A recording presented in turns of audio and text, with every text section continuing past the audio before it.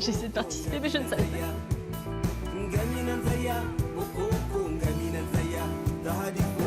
Je m'appelle Amada Smith, je suis un artiste franco-comorien, je suis né aux Comores et ça fait 37 ans que je vis à Marseille, c'est ma ville. Bonjour Ali. Bonjour madame. Un peu de gingembre, un petit chouïa.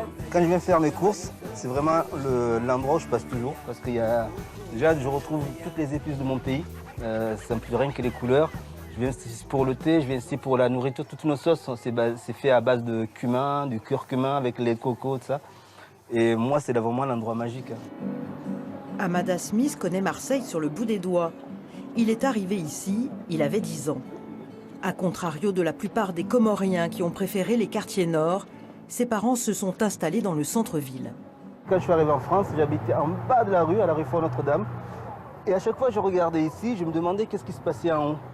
En haut, c'est le cours Julien, un endroit bien connu des artistes et de la jeunesse marseillaise.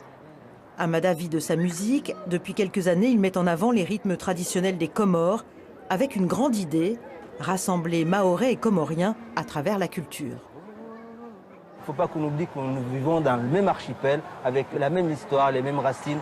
Donc c'est grâce à la culture que je pense que nous arriverons à éveiller les esprits en disant nous pouvons vivre ensemble, même s'il y a des différences au niveau du dialecte, au niveau de différentes choses, mais nous pouvons tous vivre ensemble. C'est aussi sur Marseille, au studio d'A-Town, qu'Amada enregistre ses albums. Pour le dernier, Origine, il a parcouru toutes les îles de l'océan Indien en quête de sonorités traditionnelles. Avant, je faisais du rap, je samplais dans le jazz, dans le blues, dans la soul. À un moment donné, je me suis dit, mais bon, je ne pourrais jamais être meilleur qu'un Américain en samplant dans la soul et le jazz, mais un Américain ne sera jamais meilleur que moi en travaillant sur la musique de l'océan Indien. Amada nous a donné rendez-vous au nord de Marseille, quartier de la Savine, plus exactement au Sound Musical School Bivice. Nous y retrouvons le groupe de débat de Mayotte avec lequel il a travaillé dans son spectacle Le Vaisseau Voyageur.